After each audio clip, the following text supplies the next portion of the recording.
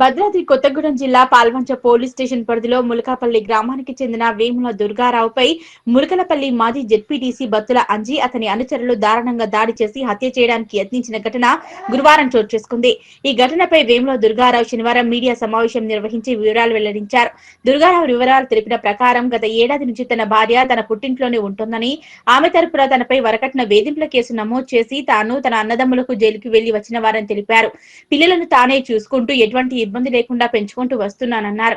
ఇటీవల తన పిల్లలు అక్క పిల్లలతో కలిసి కిన్నెరసారికి వెళ్లి తిరిగి అనంతరం లక్ష్మీదేవిపల్లి ఎగ్జిబిషన్ కి వెళ్తుండగా భార్య సోదరుడు ములకలపల్లి మాజీ జెడ్పీటీసీ బత్తుల అంజి అక్కడికి చేరి తన కారుపై దాడి చేశారని పేర్కొన్నారు.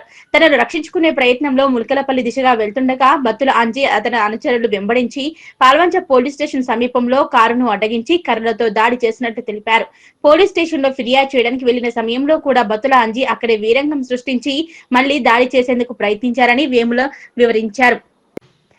పోలీసులు వారిని అడ్డుకున్న తర్వాత తనను ప్రభుత్వాసుపత్రికి తరలించి చికిత్స కోసం పంపారని, ఆసుపత్రిలో తనను పరామర్శించడానికి వచ్చిన తన బావే ఈర్ల గాంధీపై కూడా బత్తుల అంజి దాడి చేసినట్లు తెలిపారు. గాంధీ తలపై తీవ్రమైన గాయాలు కావడంతో పల్వంచ ప్రభుత్వాసుపత్రిలో చికిత్స పొందగా 14 కుట్లు వేసినట్లు వైద్యులు తెలిపారు. అనంతరం పరిస్థితి విషమించడంతో ఖమ్మం నుంచి హైదరాబాద్ కు తరలించారన్నారు.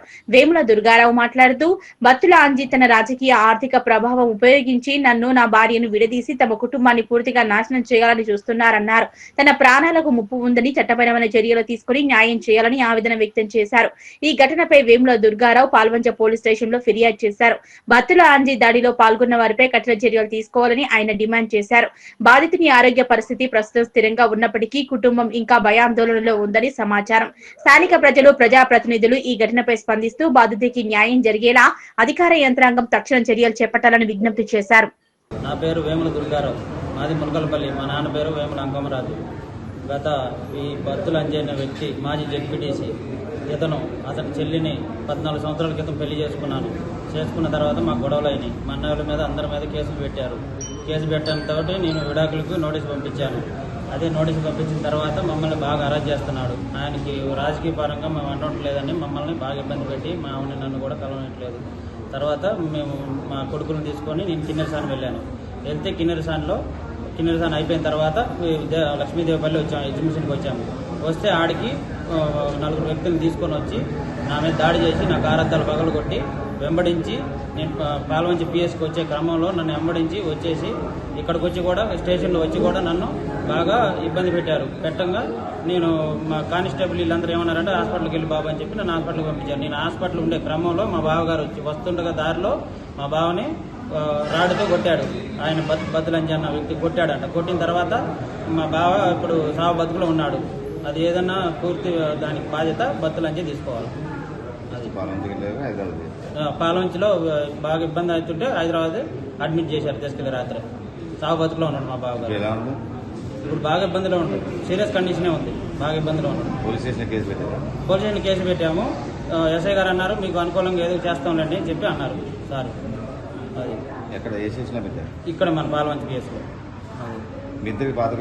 పాత కక్షలు ఏంటంటే కేవలం ఆయన అమ్మటే మేము రాజకీయ పరంగా తిరగట్లేదని మమ్మల్ని నన్ను మావిని విడదీసి మా అన్నయ్యల మీద కేసులు పెట్టి గృహహింస కేసు పెట్టి పైగా మమ్మల్ని చంపడానికి ప్రయత్నిస్తున్నాడు.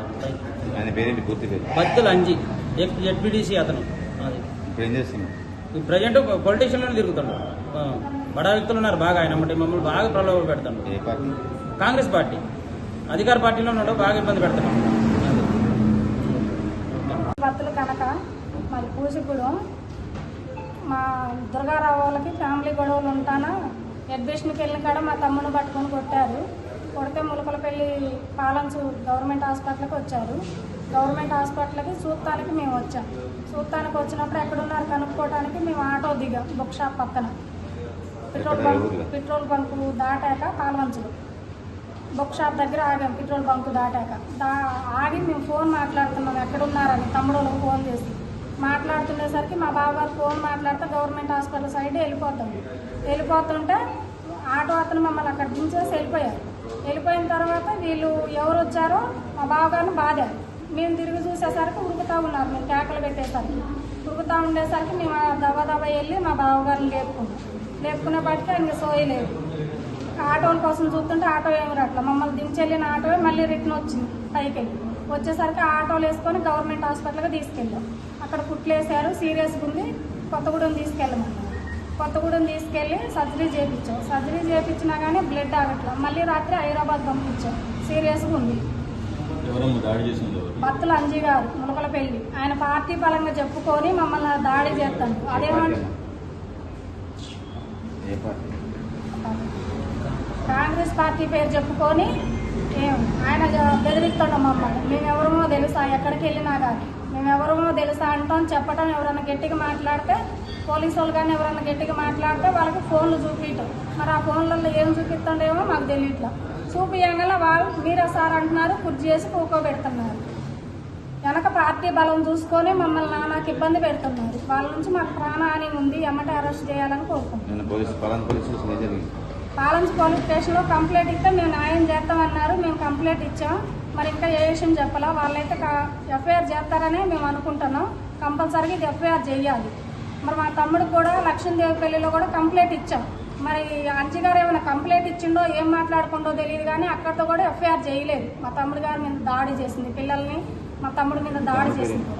దుర్గారావు, ఏములు దుర్గారావు కారు డోర్లు పట్టుకొని కూడా ఈడ్చుకుంటూ వచ్చిండు. అదిరిపోయి వాళ్ళు దెబ్బలకి కారులో ఎక్కి డోర్లు వేసుకొని లాక్కొని వస్తుంటే కూడా కారు పట్టుకొని కూడా ఏల పడుకుంటా కొద్దిగా దూరం వచ్చేసింది బత్తుల అంజీ గారు. గతంలో ఆయన జెడ్పీసీగా ఉన్నప్పుడు కూడా నా సంసారం కూడా ఆయనే కాగం చేసింది. కానీ ఇప్పుడు మళ్ళీ ఆయన చేతులారా నా తమ్ముడి జీవితం కూడా నాశనం చేయాలని చూస్తాడు. వాళ్ళకి గిట్టనప్పుడు వాళ్ళ పొజిషన్ ఏదో వాళ్ళు మాట్లాడుకోవాలి. కానీ మమ్మల్ని ఇట్లా ఎన్ని రోజులు ఎంతమందిని చంపేస్తాడు. మాకు అది కావాలి.